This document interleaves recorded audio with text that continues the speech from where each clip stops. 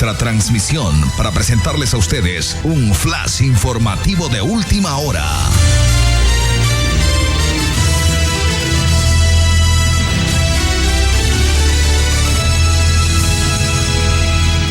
Amables oyentes, muchísimas gracias por estar en nuestra sintonía. Esta mañana visitó precisamente la ciudad de Santo Domingo Daniel Noboa Asim, candidato que busca la presidencia de la República, tal cual estaba previsto, pues indudablemente en horas de la mañana, el arribo hasta el Estadio Olímpico de Santo Domingo de los Áchilas.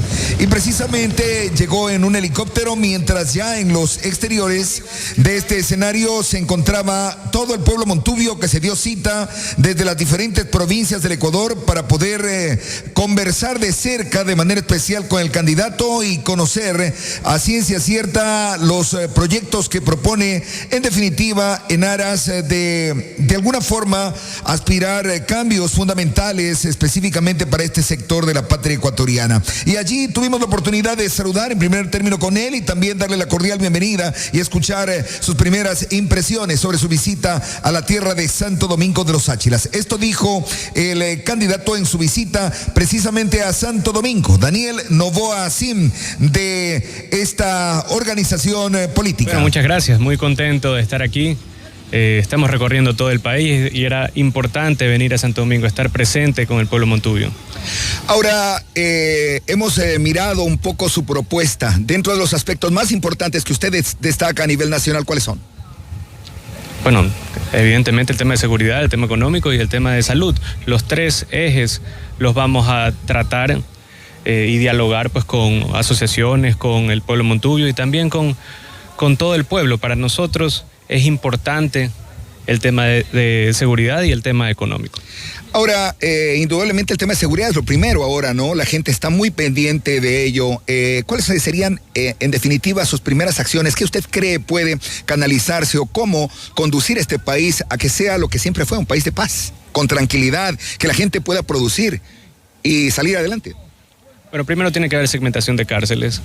Vamos a construir cárceles regionales de mínima seguridad para los infractores menores y también para la gente que está en prisión preventiva, el cual es 1/3 de la población, más de 1/3 de la población de las cárceles. También vamos a endurecer las penas y en las cárceles de máxima seguridad le haremos la vida pues muy difícil a los criminales para que empiecen a tenerle también miedo a la cárcel, no como hoy, que es como que si se fuesen de vacaciones. Control de fronteras es clave, frontera norte, frontera sur. 2/3 partes de la droga que entra al Ecuador viene de las fronteras norte o sur. Entonces, ahí está el financiamiento de estas organizaciones criminales, de estos narcoterroristas. Y sale también por los puertos de contenedores. Debemos de tener presencia militar en los puertos de contenedores para de esa manera controlar que no entre la droga al Ecuador ni tampoco que salga y se exporte de puertos ecuatorianos, afectando económicamente a estos grupos narcoterroristas. ¿Considera usted que es importante siempre la asesoría a nivel internacional? Países que están mucho más adelantados en el control, indudablemente, del narcotráfico, del terrorismo, etcétera. Alguna vez tuvimos la base de Manta, esta fue retirada de Ecuador y de alguna forma pues arrojaba sus resultados en su momento. ¿Cuál es su lectura? ¿Cuál es su visión sobre ello? El pedir colaboración internacional y, claro, aunar esfuerzos y preparar a nuestra gente. Bueno, ya lo estamos haciendo. El lunes vamos a tener la segunda reunión con la Embajada de Israel y estamos programando un viaje en las próximas semanas para ir un día o dos y dialogar con el gobierno israelí para tener asistencia internacional. Ellos han logrado proteger su frontera pues y han vivido en conflicto por mucho tiempo y han sido muy efectivos en tema de seguridad. ¿Cómo sacamos de la pobreza al país? Usted viene de una familia de gente muy emprendedora y diríamos hasta cierto punto pues con una proyección de productividad muy grande en el país. De hecho, su padre ha dejado un legado, su familia ha dejado un legado de productividad en Ecuador. ¿Cómo hacer que Ecuador en sí y este Santo Domingo se vincule a la productividad? Bueno, tenemos que ser competitivos como país. Laboralmente es difícil que seamos competitivos porque tenemos una moneda muy dura, tenemos el segundo salario básico más alto de toda Latinoamérica, después de Panamá, pero podemos ser competitivos en otros aspectos. En el aspecto tributario podemos ser competitivos diferenciando los tributos a personas con los tributos a compañías. Tener una tasa de compañías de 22% y una tasa progresiva para personas de que los que ganan poco casi que no pagan impuestos, los que ganan mucho como persona natural pagan impuestos altos. De esa manera quitamos incentivos, o sea, desincentivamos el retiro de dividendos y se fomenta la reinversión en las compañías y la contratación en las compañías. Debemos de hablar también de la competitividad en combustibles, competitividad en la parte eléctrica y en la parte hídrica, para que los pequeños y medianos productores y agricultores del país puedan tener infraestructura hídrica y puedan tener producción. Es importante eso. Usted ha dicho el reactivar la parte económica y dar esas facilidades a quienes de alguna forma se animan a invertir. La seguridad jurídica es aspecto fundamental. Sin embargo, hay políticas en el tema de contratación y el tema laboral es clave allí. Habrá que establecer reformas importantes para permitir a la gente y a los empresarios y a la ciudadanía tener pues un sueldo justo y a su vez oportunidad de trabajo. Hoy a los jóvenes les decimos, y miraba su propuesta para los jóvenes, y a los jóvenes les decimos que trabajen, pero llega y dice, yo nunca tuve una oportunidad, no tengo experiencia, ¿cómo puedo laborar? Entonces, ¿qué hacer un poco por los jóvenes y por esa inclusividad en el trabajo? Bueno, primero, toda universidad pública tiene que tener un centro de desarrollo de carrera. Un centro de desarrollo de carrera, su única función deberá ser encontrarle un empleo a ese estudiante. Entonces, desde el primer año empieza a tener roce laboral. En el segundo año ya tiene una pasantía, el tercer año hay una pasantía pagada, el cuarto año, en una base de datos que se trabaja en conjunto también con la empresa privada, habrán empleos y esas empresas que le den un trabajo a estos jóvenes que estamos hablando van a tener pues ventajas tributarias o hay que darle pues algún incentivo. También los jóvenes son los más abandonados en este momento. Hay 10% de desempleo, 33% de subempleo. 1 de cada 2 jóvenes menores de 29 años no tiene un ingreso fijo. Eso es una desgracia. Y es una desgracia para los mayores también. ¿Por qué? Porque los jóvenes, si es que tuviesen el empleo, pudiesen aportar al Seguro Social. Si tuviesen el empleo, pudiesen pagar impuestos también.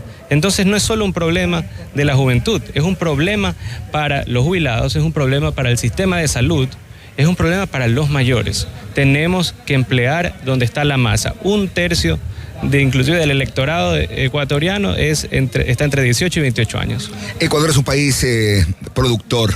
La agricultura juega un papel importante. Santo Domingo, de hecho, es uno de los más grandes productores de carne. Aquí se comercializan un promedio de 8,000 reses.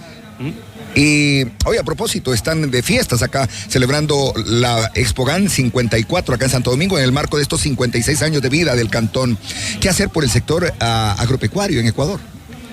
Bueno, tenemos el plan Nueva Semilla en el cual a la gente que produce algún producto que en este momento hay sobreproducción o simplemente está prácticamente abandonada ese hectareaje o esa tierra, le vamos a financiar el cambio de producto.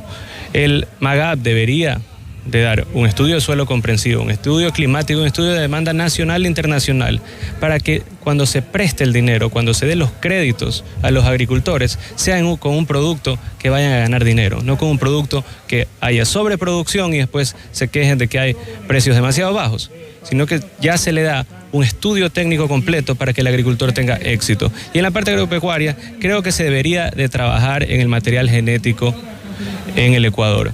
Hubo como política nacional en Australia, en Brasil, casos de éxito de desarrollo de material genético. Y podemos empezar con embrión completo, porque la inseminación, como otros candidatos lo ofrecían, la simple inseminación, mezclas un buen material genético con un material deficiente.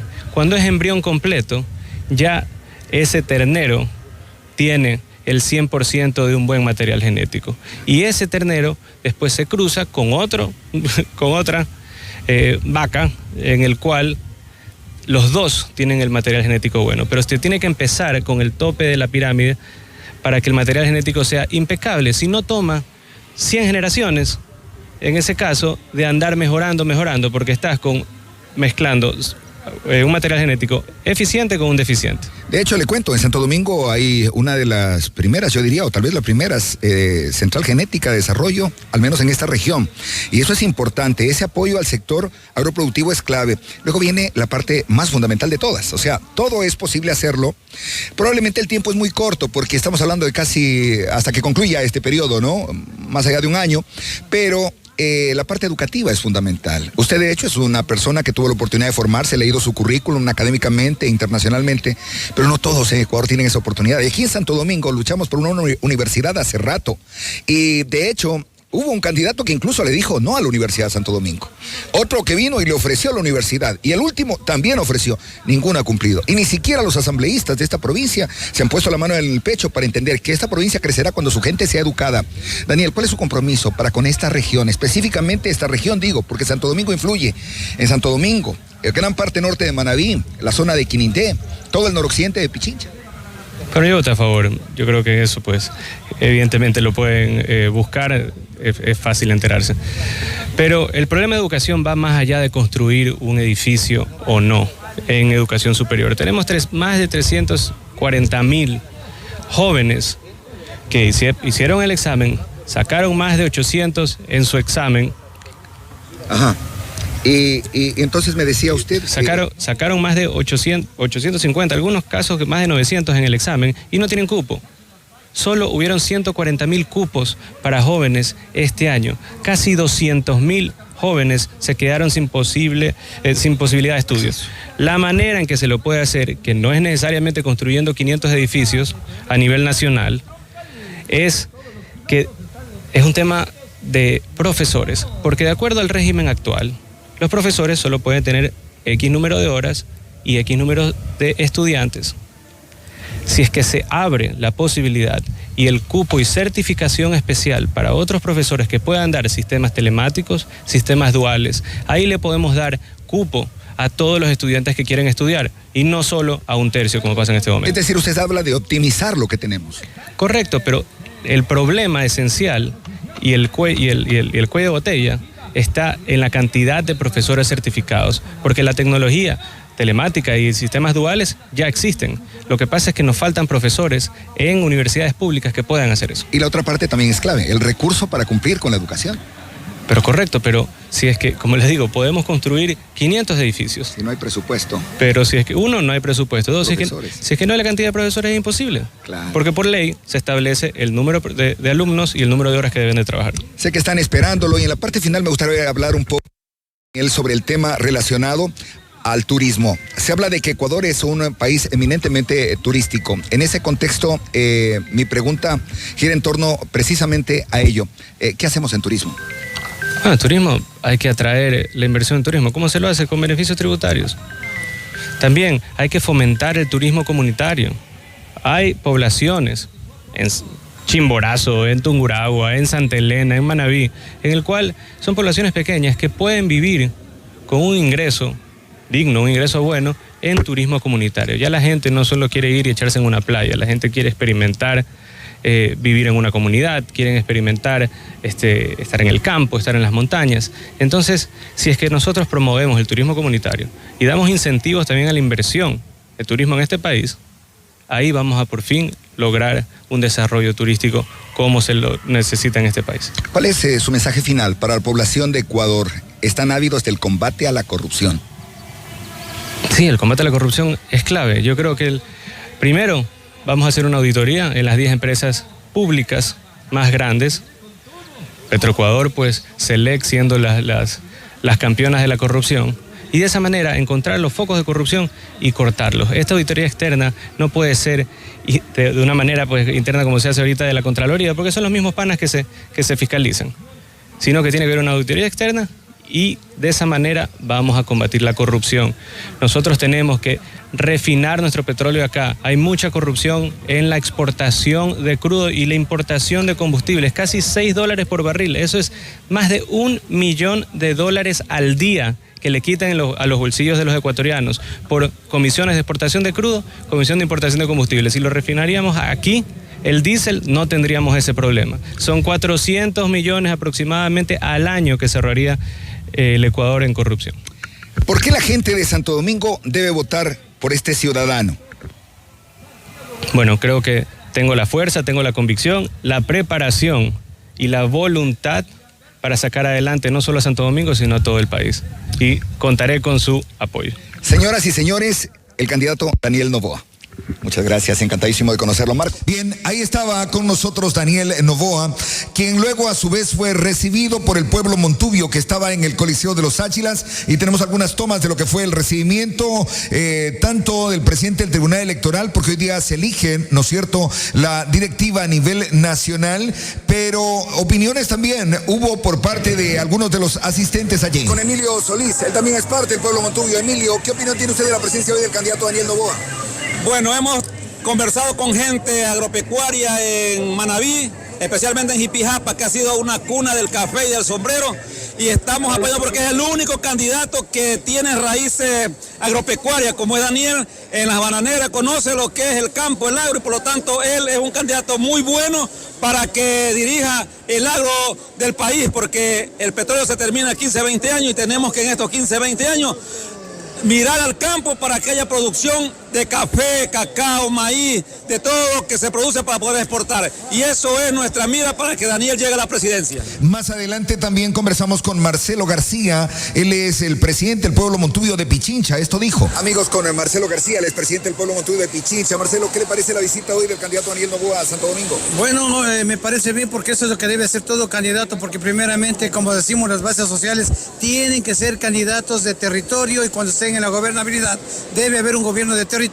cogobernando con los sectores sociales. Perfecto, muy gentil, muy amable. Y más adelante, mis queridos amigos, el show artístico, la presencia de algunos grupos de danza que se dieron cita allí. Posteriormente, pues, algunas organizaciones de carácter artístico. Y luego ya dio inicio de manera especial el acto formal de este programa con las notas del himno a la República del Ecuador, con una presencia realmente multitudinaria en Santo Domingo, la gente que se dio cita para compartir este simpático programa, y a su vez también parte de personal del Consejo Nacional Electoral para solemnizar este acto que se desarrolló en Santo Domingo. El encargado de dar la bienvenida fue precisamente el señor Roberto Troya, es el presidente del Tribunal Electoral. En su alocución hizo referencia precisamente al trabajo que vienen desplegando en ese sentido. Señor Noboa, que nos ha brindado el apoyo respectivo. Pido un aplauso para el compañero. Gracias por acordarse del pueblo montubio del Ecuador y también su compañía, porque realmente nosotros del pueblo montubio del Ecuador, al margen de una propuesta electoral, siempre es importante reconocer y dar gracias, porque nosotros somos un pueblo agradecido de la vida, agradecido del pueblo, porque eso es lo que nos ha dado la simiente necesaria para estar aquí. Hoy para nosotros, a todas las autoridades, a toda la gente, a todos los que han llegado con un granito de arena, con mucho poco, no se necesita el valor.